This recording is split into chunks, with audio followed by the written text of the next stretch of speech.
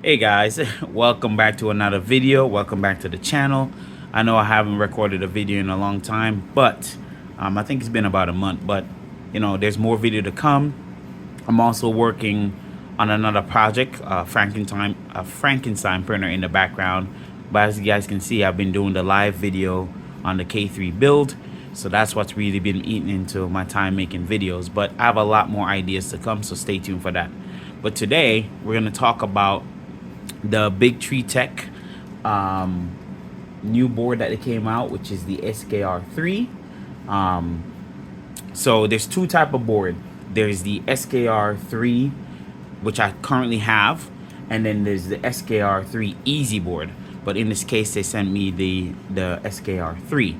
Now, it's kind of nice for them to reach out to me as a small time YouTuber. And I'm just doing a little overview, not a full-on review yet, but just a little overview, just to let you guys know what I think about the board, initial thoughts, because it will definitely be going in my Frankenstein project here. But so as you can see, this is my original SKR 1.4 turbo, and this is the SKR 3.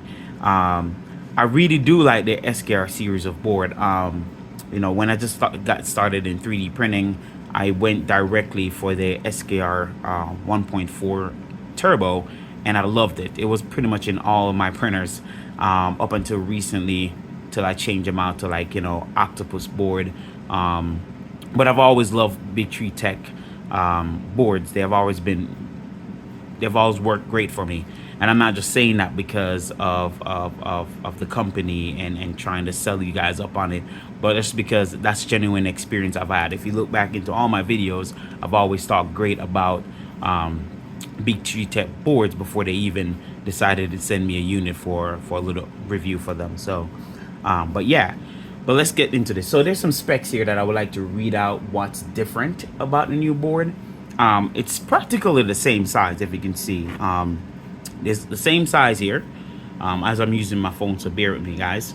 So it's the same size.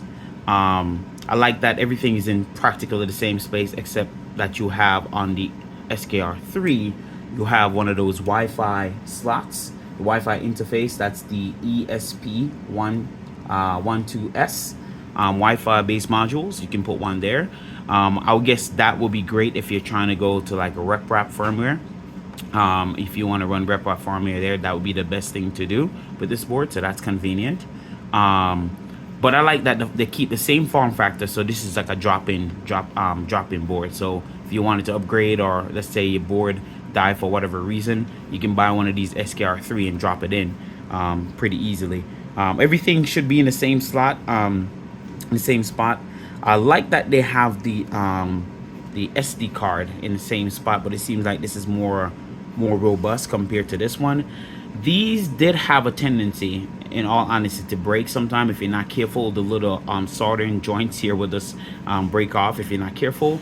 I like this newer design that they have on here. It seems more sturdy, and you have more of the SD card slot a little bit more exposed, so you can definitely tell if you have an SD card inserted in here. So that's a nice little improvement there, in my opinion. I like the general layout. The layout is the same. So again, if you had to replug up or reconnect this board, it wouldn't be a hard deal to go ahead and do that. I like that everything now has it's the same connectors, but except they're all bigger now instead of smaller. The smaller two here, they're all bigger here. I like that everything is, again, in the general same position. But the specs are, it's using a ARM Cortex M7 CPU processor. It's a STM32 processor, and it's a 480 megahertz. So not too bad. It's actually much faster than this, because this was 120 megahertz. This was the LC, I want to say LC69 processor. Don't get me wrong here. Let me make sure I looked at it. Yeah, it's the LPC 1769 processor, and this was a little bit more slower in clock. So talking about 120 megahertz versus now this STM32 ARM Cortex M7 CPU, which is 480 megahertz. So you get some speed there. So for those who want to run Marlin firmware on here, that will give you some boost there in speed. and steps. But for me, I'm a big clipper guy right now, so this don't matter as much. But it's good to know that if I run any firmware that's basically the board is going to process on its own, that it has enough oomph to do more step in, more speed, more step rates on the board itself. So that's great. So we still got our 5 slots for stepper drivers. You can run 2209s. I'm pretty sure you can run 5160s on this. The Easy board has the newer Easy slot where you can slot them in sideways. It's a pretty cool mount, but this is the traditional stepper mount way to just mount down the steppers just like this. So that's great as well. They did send me some stepper drivers here too, which I will be using for this new printer that I'm having working in the background here. But my overall opinion is that, you know, I know this is going to be a pretty good board. Another thing I like that they did here is that they labeled everything. It's a new thing they do with their board, which is very clever. So if you weren't aware, or if you're not sure if you're running Clipper, you know, typically you will look at you know, you go on BIQUE GitHub and look at the SKR3 pin layout. You see the pin, but it's also nice that they put the pin naming of each pin behind the board. So that's really, really cool. That is really clever, because if you look back here, I guess they did too. I guess I never noticed. They did too. So, okay. So from the SKR4, they've been doing this. I guess this is a good thing to point out, that they actually put these labels at the back of their board. So if you weren't sure where the drivers are, where certain pins are to control the stepper motors, to control the heater pin, to control the sensor pin in terms of end stops, sensorless homing, it's all back here on the 1.4 turbo. So that's really cool that they did that, and I just discovered that too. So that's really, really nice.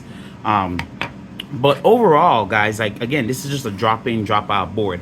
So I'll give you my full opinion on this once I install it. I'm assuming the process is just the same, especially that I'm using Clipper.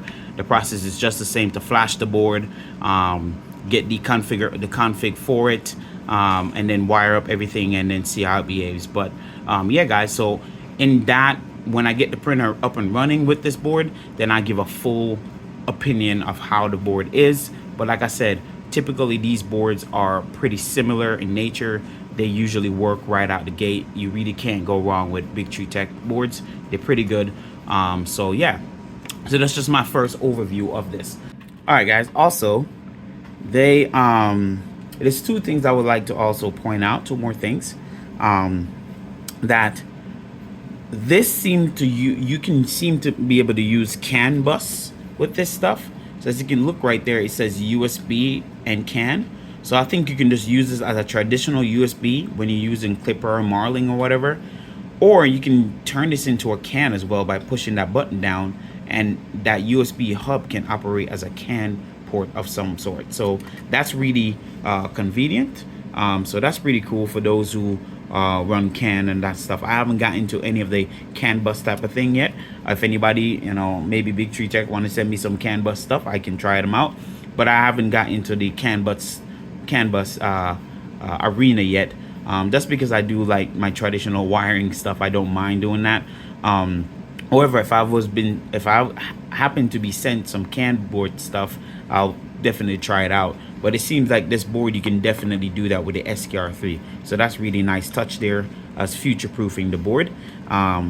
There's also another thing, is that you can also run their easy drivers on here. However, you will need an adapter, as you can only use the traditional driver like this. But the easy driver, which is the little slotted driver, so I'm going to show you what that look like here real quick. I'm going to look at my computer screen. So as you can see right there, you see the easy drivers.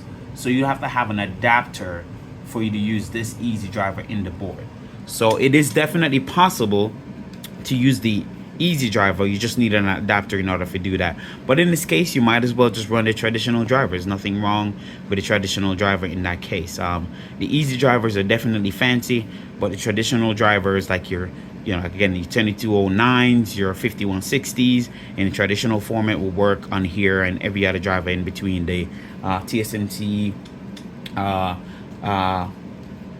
TSMC 255, you know, the 2225 and the 22256, 2130s, you know, pretty much your 2208, all of that would still work on this board. So just like it did for the 1.4 turbo. But yeah, guys, also guys, I wanted to point something out too. On the one thing that bothered me about the SKR1 was its limited connectivity when it comes to fan port. So you were able to control this fan port here, but you couldn't control that one. That was always on.